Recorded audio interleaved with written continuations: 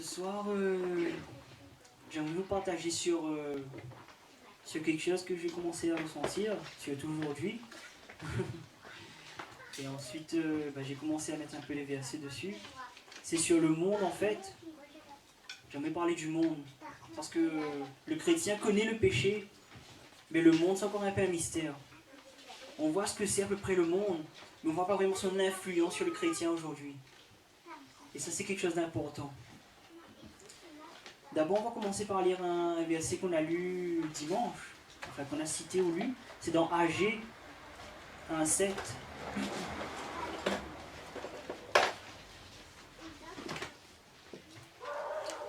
Le prophète AG, chapitre 1, verset 7.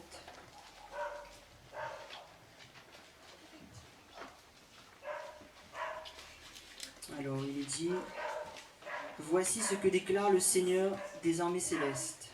Réfléchissez donc bien à ce qui vous arrive. Allez à la montagne, rapportez-en du bois et bâtissez le temple.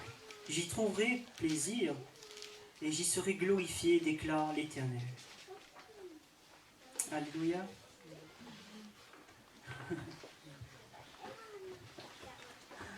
Et ici, on voit vraiment que le Seigneur veut qu'on construise cette maison. Ah, on va forcer un petit peu.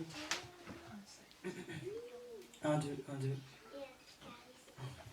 Et donc, on voit vraiment que le plaisir de Dieu, c'est que chacun d'entre nous, nous mettons en œuvre pour sa maison. Que nous soyons vraiment cette pierre dans l'édifice. Et nous voyons vraiment que Dieu prend plaisir et qu'il est glorifié en cela. Dieu veut prendre plaisir en nous, mes frères et sœurs. Je ne sais pas si vous ressentez cela, mais quand Dieu prend plaisir en nous, on ressent cela. Et quand le Saint-Esprit est attristé en nous, on ressent aussi également. Mais voilà, quand Dieu prend plaisir en nous, là, c'est une joie. C'est incroyable. Et nous allons lire aussi dans Matthieu 22.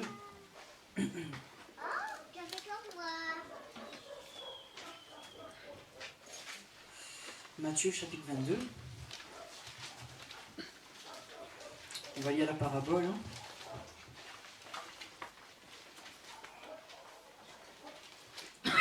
Alors, Jésus leur parla de nouveau au moyen de paraboles.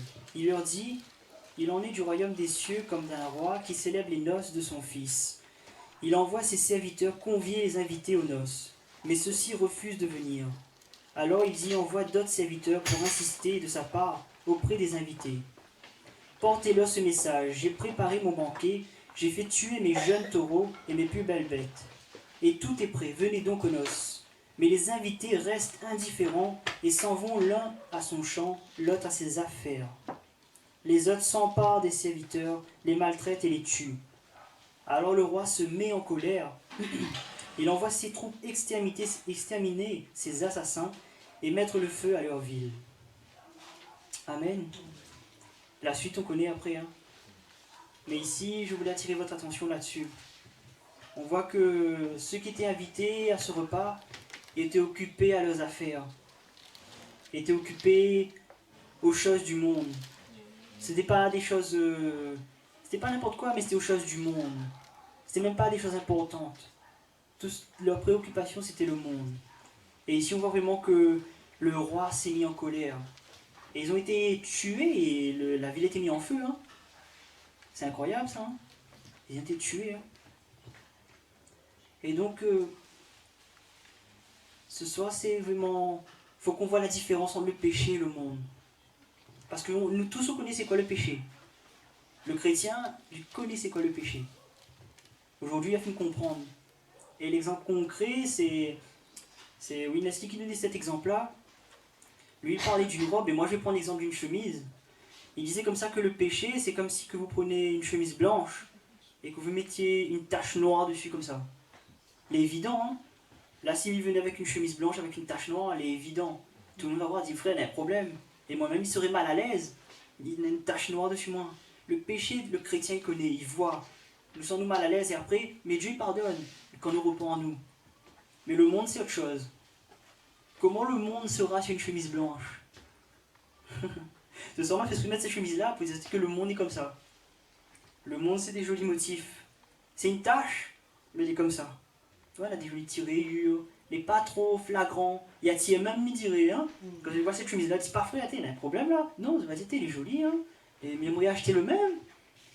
Ah, le monde n'y fait pas flagrant. Le monde est subtil. Ouais, ils mettent des motifs. Ah, tu sais, il est joli. Mais dans les deux cas, le péché, le monde, Dieu les compte totalement. Dieu les compte totalement. Et nous connaissons que le péché est directement opposé à la loi de Dieu. Le péché s'oppose à la loi de Dieu.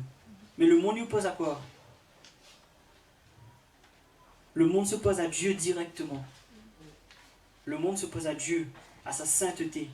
Allons lire dans Jacques, chapitre 4.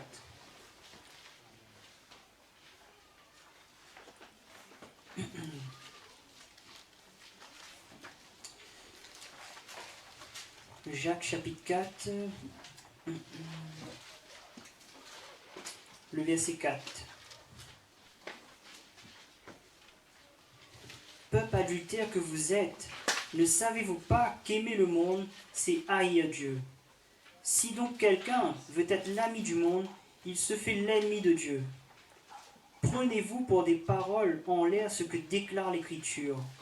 Dieu ne tolère aucun rival de l'Esprit qu'il a fait habiter en nous, mais bien plus grande est la grâce qu'il nous accorde.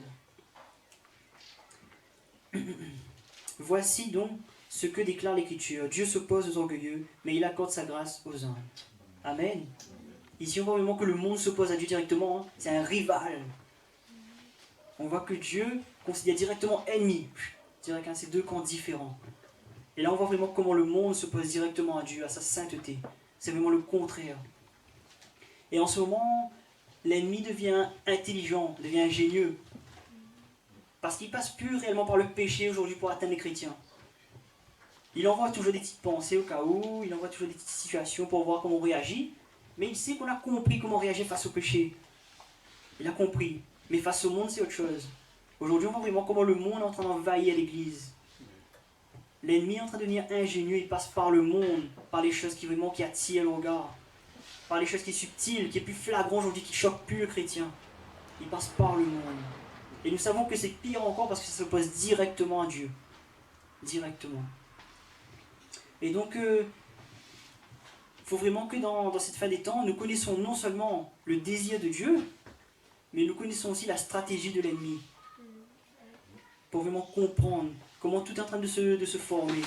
Et on voit vraiment que depuis le début des temps, l'ennemi, son plan, c'était de prendre la place de Dieu. L'ennemi a été précipité pour cela. Il voulait prendre la place de Dieu. Et donc il a été précipité. Et aujourd'hui, son but, c'est toujours le même. Hein, mais il ne peut plus prendre la place de Dieu directement, en puissance et en gloire. Il ne peut plus prendre la place de Dieu dans le ciel. Mais c'est aujourd'hui que l'ennemi peut prendre la place de Dieu. Il ne va pas prendre la place de Dieu dans le païen ou dans le monde, c'est déjà sa place. C'est où qu'il peut prendre la place de Dieu aujourd'hui? À part dans l'église. Il ne peut plus prendre la place de Dieu dans le ciel. C'est fini, ça, il a été précipité. Et maintenant, c'est dans l'église qu'il essaye de prendre la place de Dieu. C'est écrit que dans la fin des temps, il va jusqu'à s'asseoir dans le temple de Dieu, se faire passer pour Dieu. Il va vouloir prendre la place du Dieu vivant. Il va passer par des subtilités. Les gens vont vraiment croire à cela. Hein. C'est écrit que beaucoup vont suivre, beaucoup vont aimer cela. Dire, je vous dis, c'est attractif. Le monde est attractif. Et donc, on voit que parce qu'il y a eu deux mondes, hein, il y a le monde d'Adam jusqu'à Noé, et de Noé jusqu'à de nos jours. Et on voit vraiment que l'ennemi a essayé de mettre ce plan-là en marche dans le premier monde, de Adam jusqu'à Noé. On voit que l'ennemi a essayé de prendre la place de Dieu dans la vie de l'homme. Il a d'abord fait entrer le compromis, le péché, mais il ne possédait pas encore l'homme. L'homme était juste corrompu. C'est après avec Caïn. Caïn a commencé à vraiment bâtir des villes, à vraiment bâtir des choses sans Dieu. Et là, le monde a commencé à être créé. Et là, vraiment, l'ennemi s'est emparé de l'homme par le monde. Adam n'était pas encore sous le contrôle de l'ennemi. Adam était corrompu, il était sale. Il était séparé de Dieu par le péché. Mais Satan a pris le contrôle de l'homme par le monde. Et ça, faut vraiment faire attention aujourd'hui, mes frères et sœurs. Parce que c'est uniquement par le monde que Satan pourra nous contrôler. Par le péché, il va juste nous corrompre. Nous aurons une mauvaise conscience. Nous serons sales devant Dieu. Mais par le monde, il va nous séparer totalement de Dieu. Et ça, c'est son but aujourd'hui.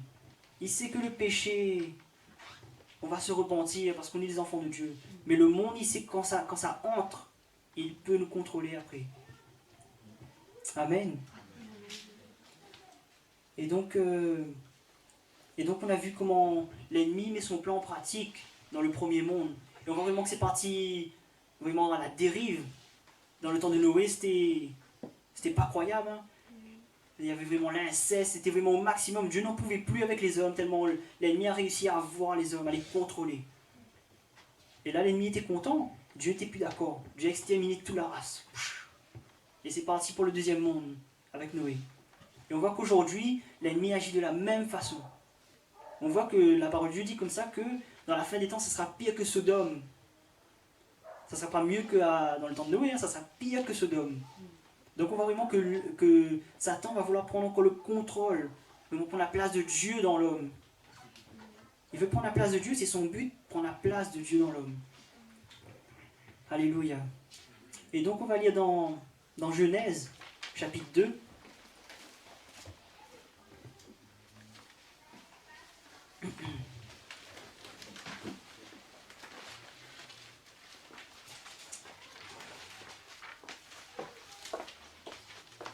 Alors le Genèse chapitre 2, le verset 8.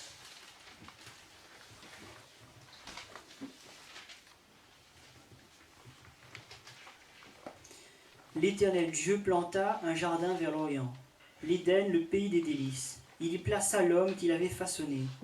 L'Éternel Dieu fit pousser du sol toutes sortes d'arbres d'aspect agréable, portant des fruits délicieux. Il y mit l'arbre de la vie au milieu du jardin. Il y plaça aussi l'arbre du choix entre le bien et le mal. Ici, on voit vraiment que Dieu prenait soin de l'homme. Il a fait pousser des fruits. C'était vraiment un pays de délices. Nous voyons qu'à l'origine, l'homme ne s'inquiétait de rien. C'était Dieu qui prenait soin. Aujourd'hui, on voit vraiment les choses que l'homme a besoin pour vivre.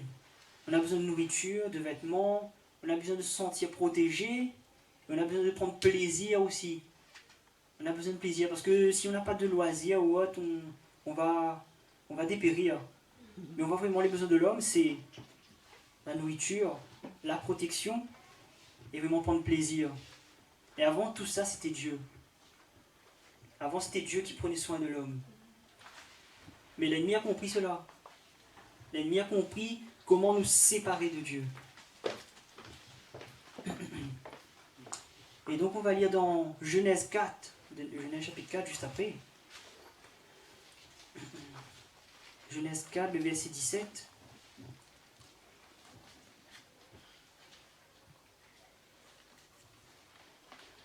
Alors, Caïn s'unit à sa femme, elle devint enceinte et mit au monde Enoch. Ensuite, Caïn bâtit une ville, et là le monde a commencé. Caïn commença à bâtir une ville qu'il appela Enoch, du nom de son fils. Enoch fut l'ancêtre d'Irad, qui eut pour descendants Méhuel, Métouchaël et Lémec. Lémec épousa 2 femmes. L'une s'appelait Ada et l'autre Silla. Ada mit au monde Yabal, l'ancêtre des nomades, habitant sous des tentes et au milieu des troupeaux. Ici on voit la première partie du monde, les 3. Il y a la nourriture. On voit vraiment que l'homme est devenu indépendant. De cette descendance-là, c'était vraiment des gens qui avaient des troupeaux. Ils ne dépendaient plus de l'Éternel pour avoir la nourriture. Ils commençaient à travailler, à avoir des troupeaux. Ils commençaient vraiment à travailler sans Dieu, à se préoccuper de la nourriture. Et ensuite on voit, il avait pour frère Yubal, l'ancêtre de tous ceux qui jouent de la lyre et de la flûte. Là ici on voit que ce fils-là c'était le plaisir, le loisir, le divertissement. L'homme ne prenait plus plaisir en Dieu. L'homme ne jouissait plus de Dieu. Il avait besoin de créer des loisirs, des divertissements. Et on voit ici vraiment que là, ils étaient en fête, c'était pas pour Dieu, mais c'était pour le divertissement. Là, on voit déjà la deuxième partie. Et ensuite, Silla, de son côté, mit au monde Tubal-Caïn, qui forgeait tous les instruments de bronze et de fer. Et ici, on voit que c'est pour la protection. Il commençait à forger des armes pour se protéger, pour combattre. Et ici, on voit vraiment les 3 parties. Le monde a été créé là. Ouf. La ville, une ville totalement indépendante de Dieu. Ils étaient totalement séparés de Dieu. Maintenant, ils étaient indépendants. Alors qu'on voit vraiment comment Adam dépendait de Dieu. Dieu était sa protection. Dieu était son plaisir. On voyait que vraiment Dieu faisait plaisir à Adam, il donnait des fruits. Parce que la parole de Dieu n'aurait pu dire que Dieu a mis des fruits pour que Adam soit en bonne santé. Non, il a dit comme ça qu'il a mis des fruits que les agréables, que les bons. On voit vraiment que Dieu voulait que l'homme y prenne plaisir dans ce que Dieu lui donné. Mais Adam ne prenait pas plaisir dans les fruits, hein, parce qu'il était bon, il prenait plaisir en Dieu, parce que Dieu prenait soin de lui. Et son plaisir, c'était Dieu. Il dit, ah Seigneur, des bons fruits. Alléluia. Et donc, on voit ici les besoins essentiels de l'homme. Il y a l'approvisionnement, tout ce qui dit vêtements, nourriture, etc. Toutes ces choses qu'on a besoin. Il y a la protection, la défense, et il y a le plaisir. C'est important. Le plaisir, ça c'est quelque chose qui a beaucoup dévié l'homme de Dieu. Et donc on voit que l'ennemi a saisi cela. L'ennemi a vu comment l'homme dépendait de Dieu. Et il est venu se séparer déjà par le péché. Et quand déjà il a été séparé de Dieu, Dieu ne pouvait plus donner des fruits à l'homme, être sa protection. Et là l'ennemi l'a amené à être carrément indépendant de Dieu. Et à créer un monde, à créer un système. Et à vraiment comment pourvoir à ses besoins lui-même. Et l'ennemi a pris vraiment le contrôle de l'homme de cette façon-là. Et donc on voit ça fait longtemps déjà, hein. Et c'était encore simple. Ici on voit, c'était juste une petite flûte, et c'était juste des épées, des boucliers. Hein, l'homme allait sous des tentes avec des troupeaux. Aujourd'hui, regarde comment le monde a évolué. Aller chercher ces trois secteurs-là dans le monde. La fin tellement devient subtile que nous ne reconnaissons plus. Ces trois choses où l'ennemi peut entrer dans nos vies et nous faire dépendre du monde au lieu de dépendre de Dieu. Il faut que nous fassions attention, frères et sœurs, parce que la parole de Dieu dit comme ça, ne vous conformez pas à ce monde, mais laissez-vous transformer dans votre intelligence. Parce qu'il faut que nous dépendions de Dieu. De plus en plus, nous sommes en train de dépendre de nous-mêmes, du monde, si on ne fait pas attention. Nous protégeons encore nous-mêmes, nous inquiète encore de la nourriture. Dieu vous dit, c'est pas la nourriture et le boire, non. C'est le royaume qui est important. Et le plaisir surtout, ça c'est un danger, ça. Et donc, justement, on va voir la partie du plaisir. Là. On va aller le psaume 36.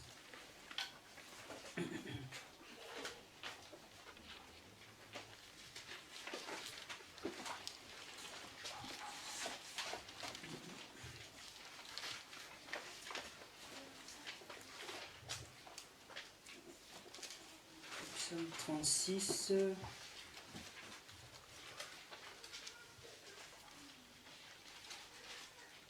Verset 8.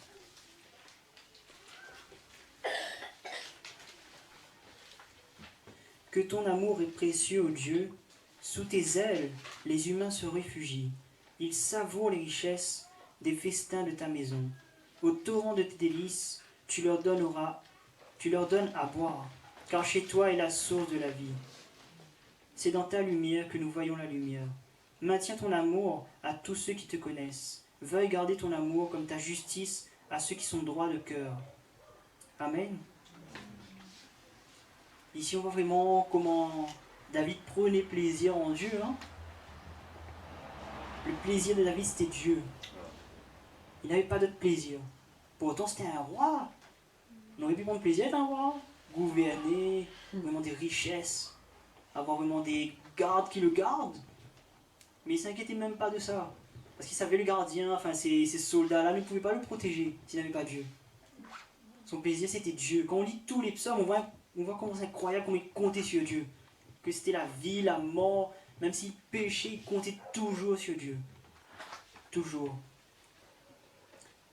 Et donc, aujourd'hui, on voit comment l'homme a, dans ce domaine-là, tous les loisirs qui étaient créés pour distraire l'homme, pour éloigner l'homme de Dieu. Parce que non seulement Satan veut prendre la place de Dieu dans nos cœurs, mais il veut surtout nous éloigner le maximum possible de Dieu. Le maximum, nous faire perdre du temps. C'est pas aux gens du monde qui va faire perdre du temps, hein. C'est aux chrétiens. Parce que c'est dans l'église qu'il veut prendre la place. Il veut prendre la place de Dieu dans l'église. Alors il fait perdre le maximum de temps aux chrétiens. Pour qu'on ne comprenne pas par où il est en train de passer. Parce que le monde, c'est un canal. C'est un canal où le péché y passe. Parce que là où il y a le péché, il n'a pas forcément le monde. Parce que regarde, là, si par exemple il est en colère avec mes parents, il va pécher. Mais il ne veut pas dire que le monde y contrôle moi. Mais par contre, s'il laisse le monde entrer dans ma vie, il est presque automatique que nous pêche. Et c'est la différence. Il faut nous faire très attention au monde. Parce que quand le monde y entre, automatiquement le péché y entre dedans.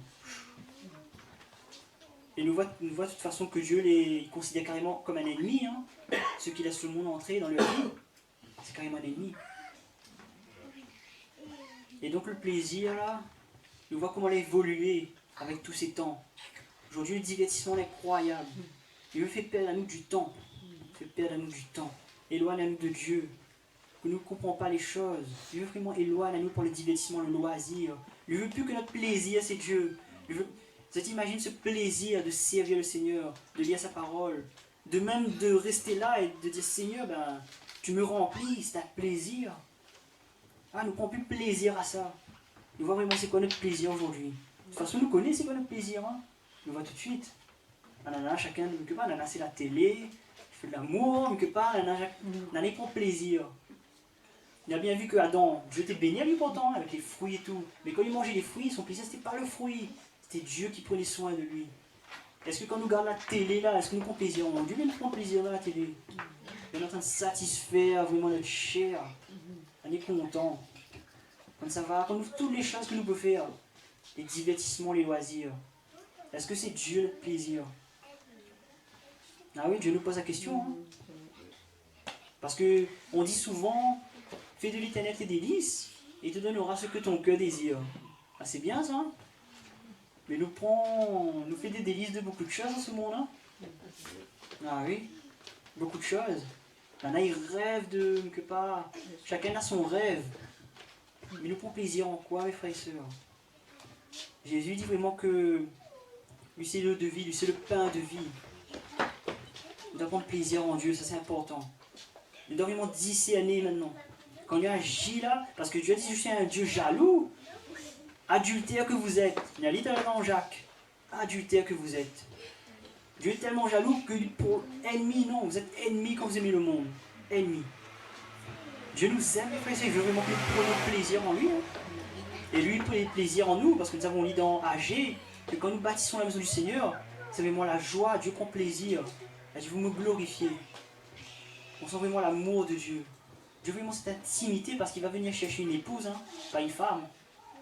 Pas une femme, non, il va venir chercher une fiancée, une épouse. Il y a de l'amour, il y a le plaisir, il y a la connaissance de Dieu. Il faut vraiment que nous discernions ces choses subtiles. Parce que l'ennemi passe par là aujourd'hui, par le monde. C'est son unique solution. Comme il dit comme ça que l'ennemi rôde comme un lion. C'est pas que lui tourne en rond, hein. C'est que lui essaye toutes les solutions. Parce qu'un lion il tourne en rond, oui, mais il n'essaye pas toutes les solutions. Parce que nous voilà la nature. Lui attend le bon moment, lui rôde, et quand lui gagne, il saute dessus. Mais l'ennemi lui attend pas, lui essaie toutes les solutions. Ça y passe pas, ça y passe pas, ça y passe pas, ça y passe pas. Et quand il passe, il passe. Il passe dans le canal du monde. Pas par le péché directement, parce qu'il va voir. Il va discerner le péché, le mensonge, la colère, ça nous discerne directement. Mais le monde, c'est autre chose. Le monde ne discerne pas toujours. Il passe, fou. Mais quand on nous rencontre, on dit Seigneur, m'appelle du temps. Seigneur, cette chose-là a pris la place dans mon cœur. Que les subtils, pourtant nous prie le Seigneur, le vers à toutes les réunions. Mais il y a quelque chose qui bloque le Seigneur. Parce qu'il y a quelque chose en nous que le rival de l'esprit que l'on en nous. Les deux combattent. C'est deux choses opposées. Amen. Mais nous allons voir comme quoi Dieu est notre approvisionnement. Et donc, nous allons lire dans Jean 4, Jean chapitre 4, l'évangile de Jean.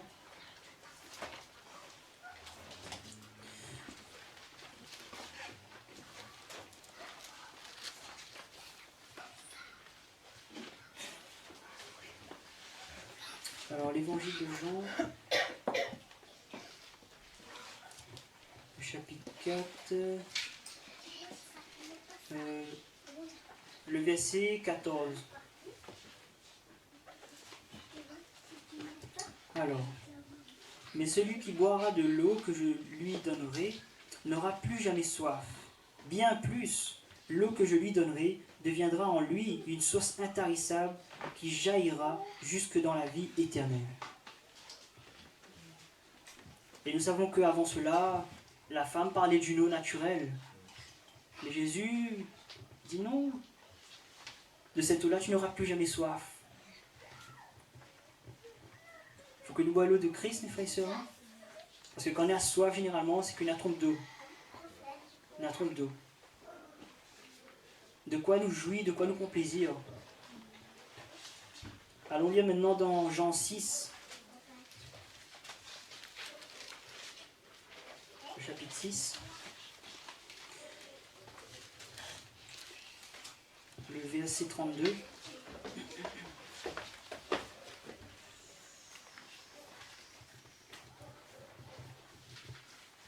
Mais Jésus leur répondit, « Vraiment, je vous l'assure, ce n'est pas Moïse qui vous a donné le pain venu du ciel, c'est mon Père qui vous donne le pain du ciel, le vrai pain. Car le pain qui vient de Dieu, c'est celui qui descend du ciel et qui donne la vie au monde.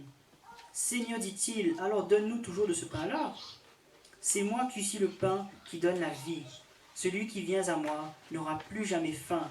Celui qui croit en moi n'aura plus jamais soif. Mais je vous l'ai déjà dit, vous avez vu et vous ne croyez pas. » Amen. Ici, il n'y a plus de questions à se poser, mes frères et sœurs. Quand nous mangeons la bonne nourriture, nous ne manquons de rien. Quand Jésus est notre nourriture, nous ne manquons de rien. Parce qu'on a déjà dit, plus nous nourrissons notre chair, plus la chair va manifester, la chair aura la force. Mais plus nous nourrissons notre esprit, nous nourrissons Christ en nous, avec l'eau de vie, le pain de vie. C'est normal que la dimension de Dieu va grandir en nous, la lumière de Dieu.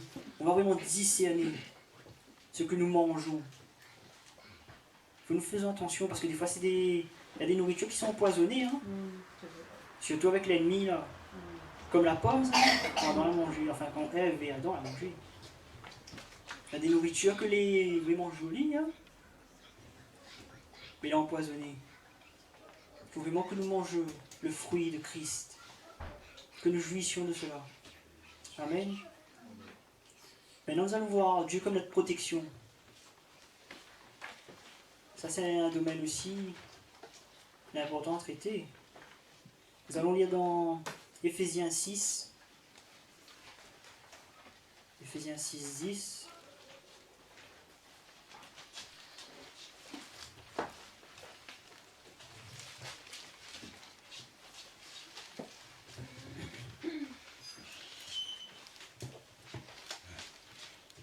Pour conclure, puisez votre force dans le Seigneur et dans sa grande puissance. Revêtez-vous de l'armure de Dieu afin de pouvoir tenir ferme contre toutes les ruses du diable. Car nous n'avons pas à lutter contre les êtres de chair et de sang, mais contre les puissances, contre les autorités, contre les pouvoirs de ce monde des ténèbres et contre les esprits du mal dans le monde céleste. C'est pourquoi endossez l'armure que Dieu donne afin de pouvoir résister aux mauvais jours et tenir jusqu'au bout après avoir fait tout ce qui était possible. Tenez donc ferme, ayez autour de la taille la vérité pour ceinture et revêtez-vous de la droiture en guise de cuirasse. Ayez pour chaussure à vos pieds la disponibilité à servir la bonne nouvelle de la paix. En toutes circonstances, saisissez-vous de la foi comme d'un bouclier avec lequel vous pourrez éteindre toutes les flèches enflammées du diable. Prenez le salut pour casque et l'épée de l'esprit, c'est-à-dire la parole de Dieu. Amen. Et nous voyons vraiment contre quoi nous avons à lutter, mes frères et sœurs. Contre les esprits du mal dans le monde céleste.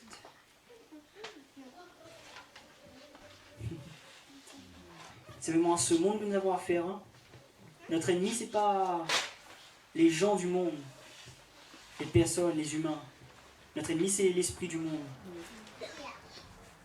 C'est par là que l'ennemi passe, par cet esprit du monde qui a été créé et qui évolue de plus en plus. Nous voyons comment l'évolution est en train de se propager, comment en train de grandir.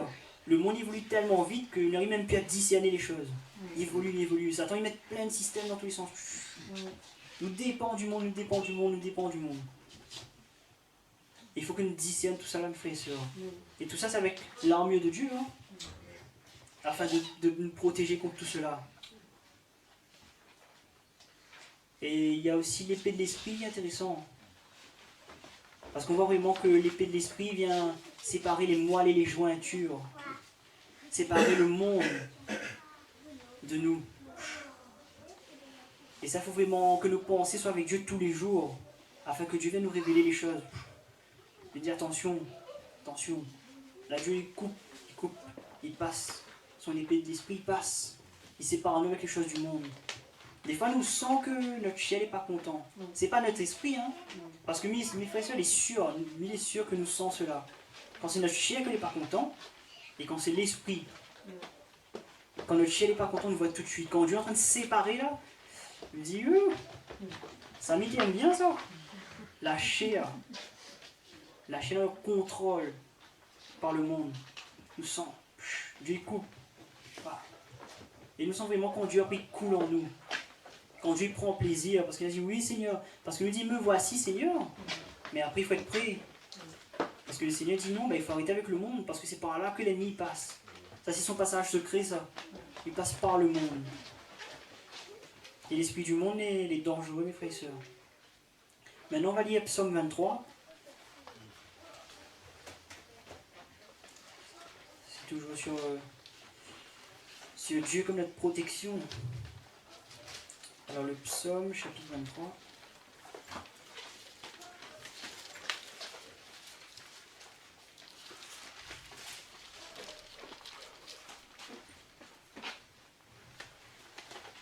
Depuis le verset 1. L'Éternel est mon berger, je ne manquerai de rien. Grâce à lui, je me repose dans des prairies verdoyantes. Et c'est lui qui me conduit au bord des eaux calmes. Il me rend des forces neuves. Et pour l'honneur de son nom, il me mène pas à pas sur le droit chemin. Si je devais traverser la vallée où règnent les ténèbres de la mort, je ne craindrai aucun mal, car tu es auprès de moi. Ta houlette me conduit et ton bâton me protège. Pour moi tu dresses une table aux yeux de mes ennemis. Tu oins de parfum ma tête, tu fais déborder ma coupe. Oui, toute ma vie, ta bonté et ton amour m'accompagneront. Et je pourrai retourner au temple de l'Éternel tant que je vivrai.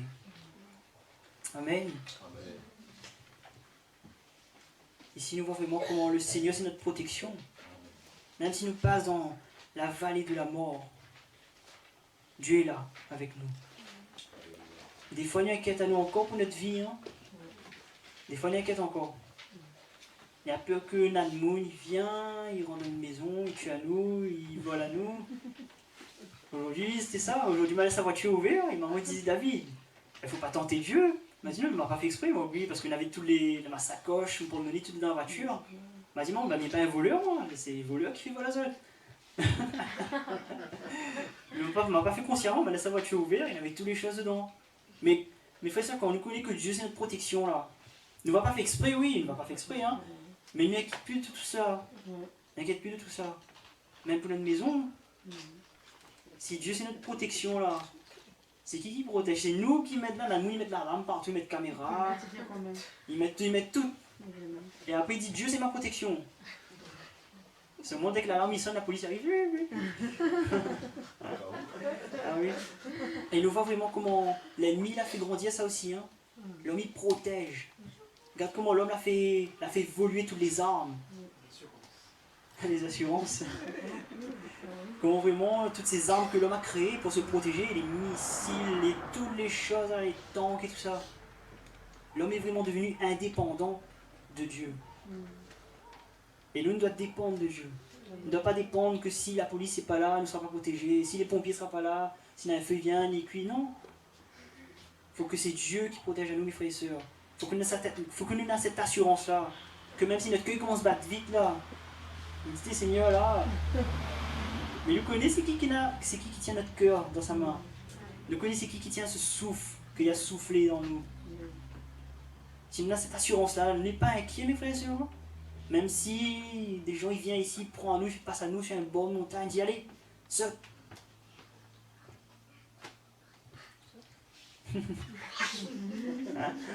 Tout de suite, là, nous, on voit tout de suite à quoi nous pense. Ah oui, s'il y a une enquête à noter, mais comment ça... Non, pas comment ça fait, c'est Dieu qui fait. Ouais, on a besoin d'être renouvelé dans nos pensées, dans toutes ces choses qui sont simples, hein. Des choses que l'homme y dépend, et que l'ennemi peut usurper comme ça pour contrôler nous après. Après, il est dans le doute, il est dans la peur, il demande si est-ce que mon enfant sera vivant demain? Parce que déjà, quand on entend, on a vu, l'incroyable, hein, toutes les choses qui se passent dans les écoles, dans les bus, les gens là harcelés, nana ils se suicident tellement ils sont harcelés. Ben, on a des questions à poser, hein. Et des fois, il y a un petit peu, il nous dit Seigneur, ben, garde mon enfant. Mais le Seigneur, il garde son enfant. Le Seigneur, ça paraît son enfant. Et ben, allez, hein. Non, le Seigneur garde nous, mes frères et sœurs. Il va mettre son armure sur nous. C'est pas une armure que l'homme a créée, comme le forgeron. C'est pas une armure qu'il a créée pour essayer de protéger de l'épée. Non, nous avons l'armure de Dieu. Et nous n'imagine pas comment Dieu peut marcher à côté de nous. Des fois, quelqu'un il peut venir vers nous pour essayer de tuer à nous. Mais lui voir Christ à côté de nous, ben, lui fuit. Mais des fois, on ne peut pas imaginer des choses comme ça. Mais il y a des gens qui vivent ça. Il y a des gens qui témoignent de ça. Les gens ils essayent de tuer à eux, mais à côté de eux, il y a quelqu'un avec une épée flamboyante, et ben, les gens ils courent, ça va. Et nous, quand cette réalité-là, on nous, mes frères et sœurs, comme dit les anges, campent autour de nous, ben, il est là, ça signifie que ça va. Si Dieu dit comme ça qu'il y a des anges autour de nous, il inquiète encore, hein. Voilà. Et donc il faut vraiment que nous laisse à nous renouveler dans nos pensées, que nous reviens au désir de Dieu. C'est-à-dire que l'homme il dépend de lui. Et que Dieu prend plaisir en nous et que nous prenons plaisir en Dieu. Ça c'était vraiment le désir de Dieu. Et le désir de Satan, c'est de prendre la place de Dieu et d'éloigner à nous le maximum possible que nous soyons indépendants de Dieu. Et quand nous voit tout de suite qu'une chose il vient faire cela, nous discerne tout de suite s'il est de Dieu ou s'il est de Satan. Nous sentons tout de suite, nous voit tout de suite une discerne. L'épée il coupe, il tranche. Et là nous comprenons tout de suite. Mais il faut vraiment que nous persévérer dans la parole. Au moins nous gagnons vraiment discerner. Parce qu'on a vu que dans la parole de Dieu, il parle beaucoup de déguisement. Hein. Que les hommes s'être déguisés, que les brebis s'être déguisées. Toutes s'être déguisées dans la fin des temps. Ça ne sera plus le péché que va venir devant nous comme ça, regarde, non. Ça sera déguisé. Le monde va venir. Le monde va envahir, livrer. Il ressemble. Il est plein.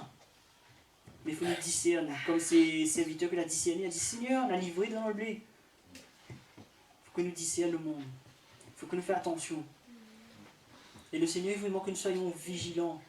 Même si les choses, des fois, les attirantes, les intéressantes, elles l'air d'être bien. Mais non, quand c'est du monde, il faut que nous pensions que quand c'est du monde, il est directement en contradiction avec Dieu. C'est même pas avec sa loi ou sa justice, c'est en contradiction avec sa sainteté, avec Dieu lui-même.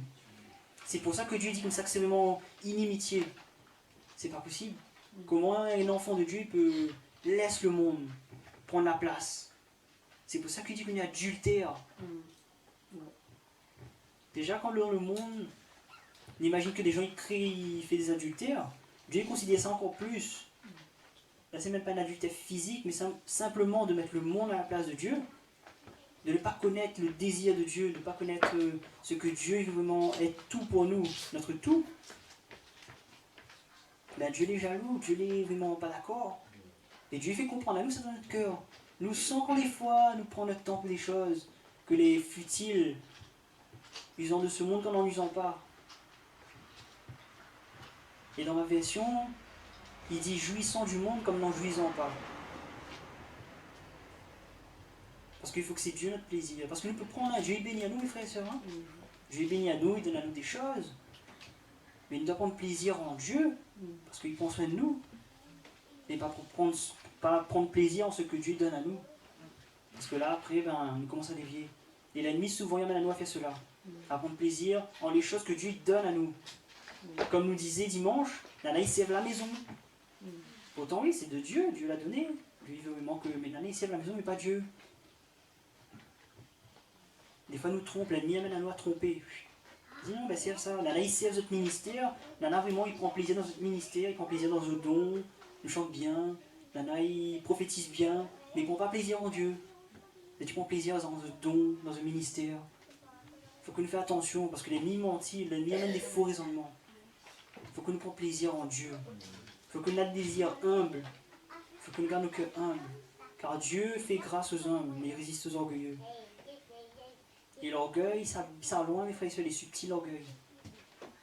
Le simple fait de prendre plaisir dans les choses que Dieu donne à nous, c'est de l'orgueil. Hein. Maintenant, nous allons lire dans 1 Jean 5. 1 Jean, chapitre 5.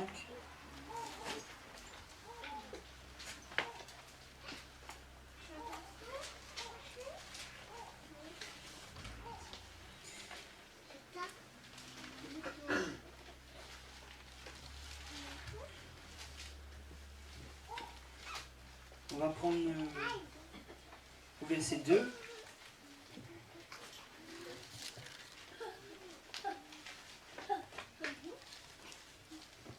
Voici comment nous savons que nous aimons les enfants de Dieu.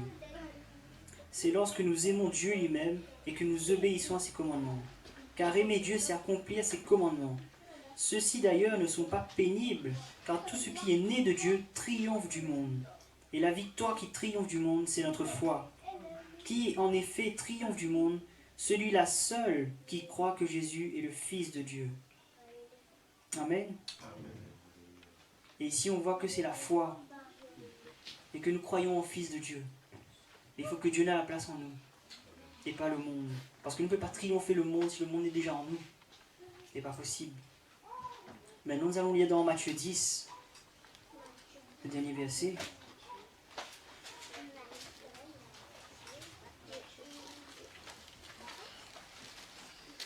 Matthieu le chapitre 10.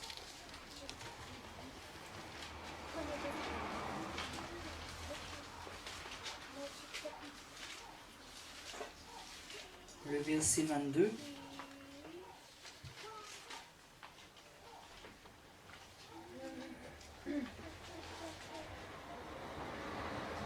Tout le monde vous haïra à cause de moi, mais celui qui tiendra bon jusqu'au bout sera sauvé. Amen. Si nous sommes amis de Dieu, nous serons ennemis du monde. Et tout le monde vous haïra.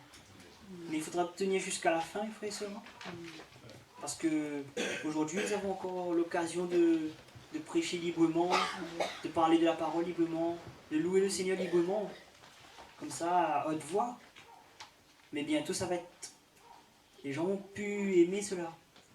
Ça va vraiment les déranger. Surtout quand le monde va envahir, va vraiment arriver à son apogée. On va nous haïr parce qu'on va dire la vérité. Parce que là, si on dit ça à quelqu'un, ça le bouleverse, hein, parce que c'est vraiment sa façon de vivre. Et on va être haï. Mais il faudra tenir jusqu'au bout. Et on sera sauvé. Il faut tenir jusqu'au bout pour être sauvé. Parce que si entre-temps, on laisse le monde nous prendre, on prend plaisir en autre chose que Dieu, bah le Seigneur, il ne sera pas d'accord. On voit vraiment que le maître, quand il a fait ses noces, il n'était pas du tout d'accord, il était en colère, il est allé jusqu'à tuer et brûler les villes de ceux qui n'étaient pas venus à ses noces, parce qu'ils n'avaient pas écouté. Et surtout, ils avaient mis le monde à la place, leurs préoccupations, leurs affaires, c'était écrit. Et on voit vraiment hein, que c'est vraiment ennemi, hein, parce que le maître est parti tuer, il est parti brûler les villes. Et on voit vraiment là ce qui va se passer quand Dieu va revenir, quand Jésus va revenir. Il faut vraiment que nous gardions cette espérance que Dieu est notre héritage et que l'ennemi veut nous séparer de cet héritage. Il faut que nous tenions ferme. Amen, mes frères et sœurs. J'espère que ce soir, vraiment, le Seigneur met la lumière encore. Que vraiment vous discernez le monde. Le péché toujours, parce que le péché sera toujours là. Mais le monde surtout qui donne accès. Et que vraiment nous demeurions dans la vérité. Ça c'est important. Et que nous dépendions de Dieu, parce qu'il ne faut plus que nous pensions comme l'homme. Il faut que nous discernions les pensées de l'homme et les pensées des enfants de Dieu. Il faut vraiment que nous ne pensions plus comme l'homme. Il faut que les finisse. Une fois que nous pensons les indépendants, c'est de l'homme. Normalement, on doit être dépendant de Dieu. Toute chose que nous faisons, il dépend de Dieu. notre nourriture, notre protection, notre plaisir. C'est Dieu. Il n'est pas possible que l'en dehors. Il n'est pas possible. Amen. Donc, je vais m'arrêter là pour ce soir. Et j'espère que vous avez été encouragés. Amen. Parce que des fois il fait mal, et des fois il fait rire aussi, mais des fois il fait mal. Mais bon, c'est la parole de Dieu. Hein. Et Dieu, avec le temps, de plus en plus, il va emmener la lumière. Il va vraiment nous rendre conformes pour venir chercher son épouse. Alors remerciez le Seigneur. Sauf si quelqu'un a encore... Si quelqu'un n'a pas compris quelque chose, c'est pas un problème. Hein, si vous avez un éclaircissement. Oh Seigneur. Merci Seigneur. Car vraiment, Seigneur, ton esprit agit puissamment, Seigneur, dans nos cœurs. Merci pour ta parole, Seigneur, qui va vraiment, Seigneur, enlever, Seigneur, ce qui n'est pas de toi en nous. Merci, Seigneur, car tu es saint, Seigneur. Tu es tout puissant, Seigneur. Que nous puissions être saints, Seigneur, comme tu es saint. Oh Dieu tout puissant. Que nous puissions vraiment, Seigneur, nous éloigner de tout, Seigneur, ce qui fait ta colère, tout ce que tu n'aimes pas, Seigneur. Afin que ta vie puisse vraiment couler en nous chaque jour, mon Dieu. Que nous puissions vraiment jouir de toi chaque jour, Seigneur. Ne pas être le souffle-douleur du diable à chaque instant. Car, Seigneur, nous savons que tu as vaincu le monde, Seigneur. Tu as dit que tu as vaincu le monde. Nous allons souffrir pour encore peu de temps, mais tu as vaincu le monde, Seigneur. Et ce n'est plus nous qui vivons, mais c'est toi qui vis en nous. C'est pourquoi nous triomphons du monde, Seigneur, car nous sommes tes enfants, ô Dieu Tout-Puissant. Oh Seigneur, je prie, Seigneur, afin que nous soyons vraiment encouragés dans nos cœurs, que nous puissions être persévérants dans l'épreuve, que nous puissions vraiment affirmer notre foi, affirmer nos esprits, que vraiment nous soyons aiguisés, Seigneur. Oh Dieu Tout-Puissant, je prie afin que tu illumines encore les yeux de nos cœurs, Seigneur, que tu fasses tomber les écailles, mon Dieu, que vraiment que tout ce qui est ancien, Seigneur, puisse disparaître totalement, et que vraiment le renouvellement soit là, Seigneur, que tes richesses, Seigneur, nous comblent, oh Dieu Tout-Puissant. Je prie, Seigneur, afin que nous soyons vraiment des vainqueurs, Seigneur, dans le secret, des vainqueurs, Seigneur, chaque jour, que nous puissions garder cette même crainte que nous avons maintenant, ce même amour, Seigneur, cette même détermination chaque jour.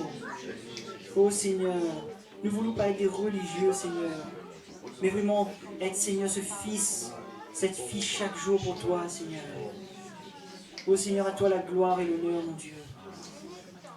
Oh Seigneur, merci pour tout, Seigneur. À toi la gloire, Seigneur. Amen. Alléluia, Jésus.